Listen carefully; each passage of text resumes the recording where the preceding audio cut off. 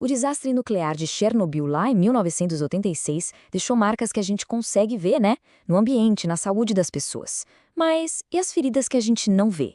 Aquelas que podem estar escondidas no nosso código genético, passando de geração em geração em silêncio? Bom, é nessa história que a gente vai mergulhar agora. Olha, por décadas, essa foi a grande pergunta, quase um caso arquivado da ciência. Será que a radiação consegue mesmo deixar uma marca que passa de pais para filhos? A resposta, por incrível que pareça, nunca foi muito clara, até bem pouco tempo atrás. Logo depois do acidente, essa ideia de dano genético hereditário era super controversa. Os estudos que tentaram investigar isso não chegavam a lugar nenhum, sabe? Eram inconclusivos, o que só deixava a questão no ar e alimentava um debate sem fim. Mas aí, uma nova investigação resolveu olhar para esse mistério de um jeito diferente. Em vez de seguir as mesmas pistas de sempre, os cientistas começaram a procurar por um tipo de evidência genética bem específica, uma coisa que tinha passado batido antes. E essa mudança de tática que a gente vê aqui foi o pulo do gato. Os estudos antigos, eles buscavam mutações genéticas sozinhas, isoladas. Já essa nova abordagem focou em clusters, ou seja, em grupinhos de mutações. A teoria era que esses aglomerados poderiam ser a tal assinatura que todo mundo estava procurando. Tá, mas o que são exatamente esses clusters? O nome técnico é mutações de novo agrupadas, ou cDNMs. Basicamente, são várias mutações novas que aparecem bem juntinhas no DNA de uma criança, mas que não existiam no DNA dos pais. A melhor forma de pensar nisso é como se fosse uma pequena cicatriz genética. E isso leva a gente direto para a hipótese principal. A ideia é que a radiação pode quebrar as fitas do nosso DNA.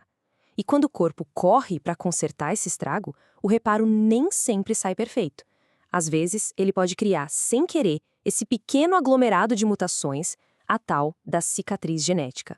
Então, com essa nova pista em mãos, os pesquisadores precisavam das amostras de DNA certas para testar a teoria. Eles montaram uma análise comparativa olhando o DNA de pessoas com diferentes níveis de exposição à radiação. Os pesquisadores analisaram 3 grupos bem distintos. Primeiro, 130 filhos de trabalhadores que atuaram na limpeza de Chernobyl, gente que foi exposta a doses altíssimas de radiação.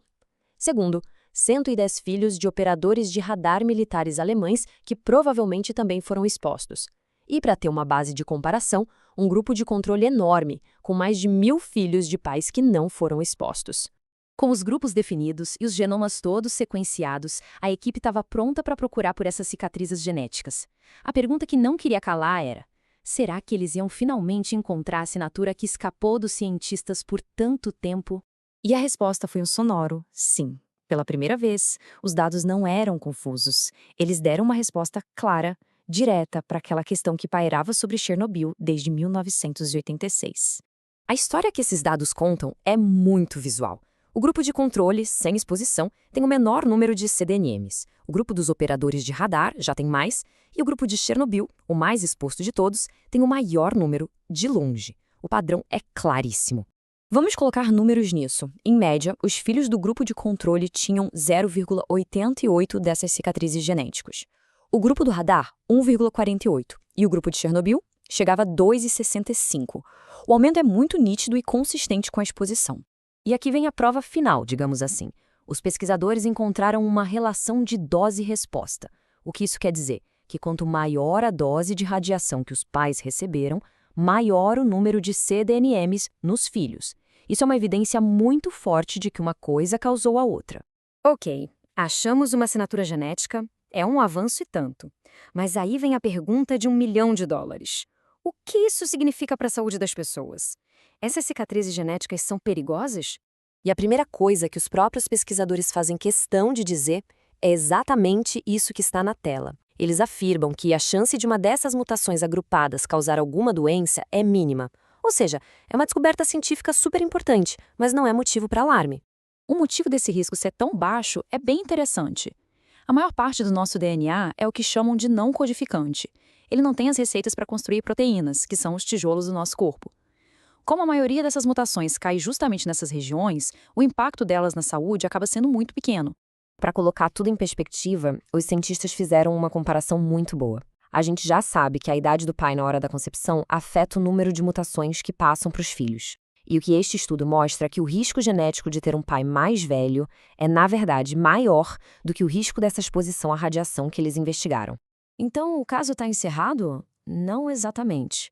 Apesar de ser uma descoberta revolucionária, a ciência é um processo, né? E toda boa investigação reconhece os seus próprios limites. Os pesquisadores são bem transparentes sobre os desafios. Estimar as doses de radiação de décadas atrás é muito, muito difícil. E também tem a questão de que as pessoas que se voluntariaram para o estudo talvez já suspeitassem que foram expostas, o que pode criar um certo viés. São fatores importantes para a gente ter em mente. Mas mesmo com essas limitações, a conclusão é histórica. Pela primeira vez, a gente tem uma evidência clara, convincente, de que a exposição prolongada à radiação pode sim deixar uma assinatura genética, ainda que sutil, na próxima geração de seres humanos. Isso tudo nos deixa com uma pergunta para pensar, né? Se eventos do nosso passado recente, como Chernobyl, podem deixar uma marca no nosso código genético, que outros ecos da história humana, de migrações antigas a outros eventos ambientais, também não estão escritos ali, em silêncio, no nosso DNA, só esperando para serem descobertos. A investigação com certeza continua.